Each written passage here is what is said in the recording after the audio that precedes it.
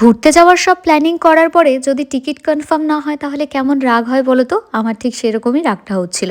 আজকে সকাল থেকে আমরা তৎকালে টিকিট কাটার ভীষণভাবে চেষ্টা করছিলাম, কিন্তু সেটা পসিবল হয়নি।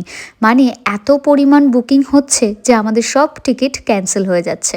আর আমরা যতবারই পেমেন্ট করতে যাচ্ছি সেটা ফেল দেখাচ্ছে। বাট হাল ছাড়লে চলবে না বন্ধু। ঘুরতে আমি বরাবর ভীষণ পছন্দ করি, কিন্তু ছোটবেলা থেকে সেরকমভাবে ঘোরার সুযোগ পাইনি। আমার বাবা যেহেতু বাইরে থাকে তাই সেরকমভাবে সুযোগ হয়নি। বছরে 2.5 মাস ছুটি, সেটাকে ভাগ ভাগ করে আসতো।